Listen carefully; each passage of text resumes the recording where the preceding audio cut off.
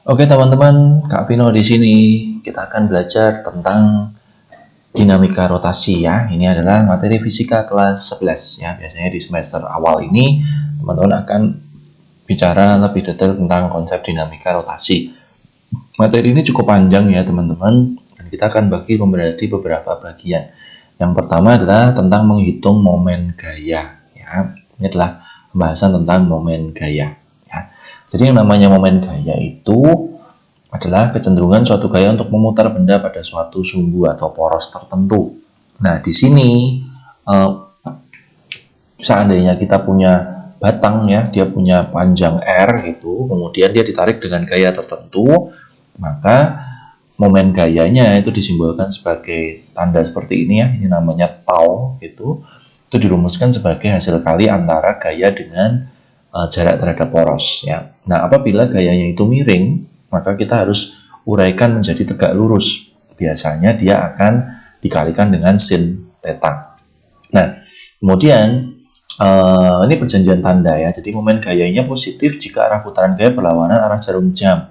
Sedangkan momen gaya negatif jika arah putarannya searah dengan arah jarum jam. Tetapi ini juga tidak valid ya teman-teman. Boleh ikutin bagaimana guru di sekolah mengajarinya ya. Jadi intinya adalah torsi itu akan menjadi hasilnya itu searah atau berlawanan jarum jam, seperti itu aja ya. Nah, kita coba di beberapa soal nih teman-teman. Nih, misalkan pada sebuah batang yang sangat ringan, masanya diabaikan, dengan panjang 140 cm, bekerja 3 gaya, yaitu F1 20 Newton, kemudian F2 10 Newton, dan F3 40 Newton ya. Ini kita tulis di sini 20 Newton, di sini 10 Newton, dan ini 40 Newton. Nah, kemudian tentukan besar momen gaya yang menyebabkan batang berotasi pada pusat masanya. Nah, kalau batang disebut berotasi pada pusat massa, itu berarti kita ambil di tengah-tengah ya teman-teman. Jadi porosnya itu ada di tengah-tengahnya di sini. Kita kasih misalkan di sini ya. Nah, ingat batang ini punya panjang 140 cm. Berarti kalau kita ambil setengahnya, ini mestinya adalah 70 cm. Dan di sini juga 70. Nah, karena ini 40, berarti sini tinggal 30 cm. Nah, seperti itu. Untuk menghitung tau, ya kita tinggal mengalihkan antara gaya dengan jarak. Ya. Nah, kita lihat dulu apakah gayanya masih ada yang membentuk sudut. Ternyata tidak, sudah tegak lurus semua. Berarti kita tinggal hitung ya semuanya, tapi ingat ya jaraknya terhadap poros merah ini teman-teman. Jadi untuk F1 besarnya 20, kita kalikan dengan jaraknya terhadap poros ini 70 cm ya, atau 0,7 meter. Nah, F1 ini menyebabkan batangnya itu berputar searah jarum jam. Ya, biasanya kalau searah jarum jam kita berikan minus. Ya. Nah, kemudian F2. F2 ini 10, kita kalikan jaraknya 30 cm, berarti 0,3. Dan dia menyebabkan batang berputar berlawanan arah jarum jam, berarti plus. Ingat porosnya di sini teman-teman ya. Jadi kalau ada gaya yang di A ini kan dia menyebabkan batangnya berputar searah jarum jam, kalau yang F2 ini berlawanan jarum jam. Nah, lalu terakhir adalah F3. F3-nya 40 Newton. Kita kalikan jaraknya juga 0,7. Dan ini menyebabkan batang berputar searah jarum jam, berarti kita berikan minus lagi. Ya. Nah, ini min 14 ditambah 3 dikurangi 28, maka kita dapatkan angka minus 39 Newton meter. Nah, artinya minus itu adalah total momen gayanya adalah searah jarum jam. Ya, seperti itu teman-teman ya. Ini konsep dasarnya teman-teman ya. Nah, kemudian seperti ini ya.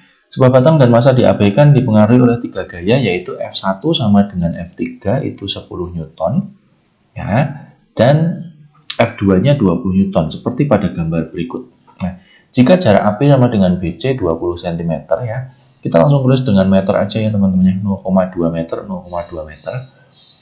Itu besar momen gaya terhadap titik A, titik B, dan titik C. Nah, yang perlu teman-teman perhatikan adalah di sini ada gaya yang miring ya, atau membentuk sudut. Nah, ini wajib kita dibuat lurus seperti ini dulu. Caranya adalah dikalikan dengan sin-nya. Jadi 10 Newton dikalikan sin 30 derajat. Nah, ini sama aja 5 Newton. Jadi nanti yang kita gunakan adalah yang 5 Newton. Ya. Nah, sekarang kita mencari momen gaya di A. Ya. Nah, kalau A menjadi poros, maka gaya yang ada di A sudah tidak usah dihitung. Ya, teman-teman tinggal menghitung yang F2 dan F3 saja ya, karena yang di luar poros ya. Nah, F2 ini menyebabkan searah jarum jam, maka minus ya. 20 dikalikan jaraknya 0,2. Lalu ini 10 Newton juga menyebabkan searah jarum jam, berarti minus 10 dikalikan 0,4. Kita dapatkan minus 4, minus 4 ya, jadi minus 8 Newton meter. Artinya ini juga searah jarum jam. Ya, seperti itu.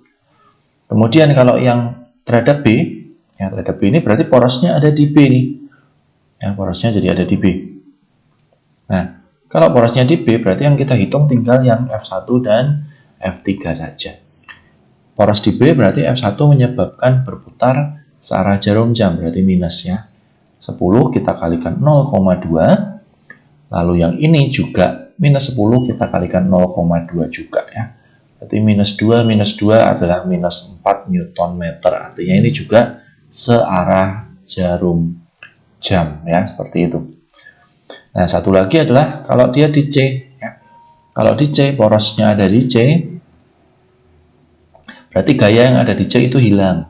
Kita tinggal hitung F1 dan F2 ya. Nah, F1-nya itu searah jarum jam minus 10 dikalikan 0,4. Lalu yang ini F2-nya itu berlawanan jarum jam, berarti plus 20 dikalikan 0,2. Jadi minus 4 ditambah 4, hasilnya 0 ya. Jadi di C ini dia tidak mengalami momen gaya, seperti itu. Nah, itu untuk menghitung momen gaya. Nah, berikutnya satu contoh lagi, misalkan seperti ini. Batang AD masanya diabaikan, diletakkan mendatar seperti gambar berikut. Besar momen gaya yang bekerja pada batang jika diputar pada poros A ya. Jadi porosnya di A di sini, dan kemudian ini ada gaya miring nih teman-teman. Jadi gaya miring wajib kita jabarkan dulu ya. Ini menjadi 50 kali sin 37. Ya, ini menjadi 30 Newton. Nah, baru kita hitung momen gaya terhadap A ya. Ada gaya ini menyebabkan searah jarum jam, ini juga menyebabkan searah jarum jam, sedangkan ini berlawanan jarum jam ya.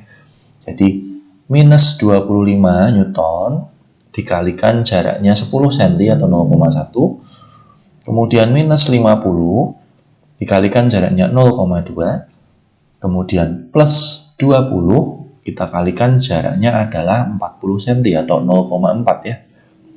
Jadi ini minus 2,5 minus 10 ditambah 8. Jadi kita dapatkan angka minus 4,5 Newton meter, yang artinya ini juga totalnya dia masih searah jarum jam ya, seperti itu. Itu cara menghitung momen gaya ya. Masalah nanti bendanya ada di misalkan di bentuk persegi atau persegi panjang atau batang yang lain, itu cara menghitungnya sama aja teman-teman ya.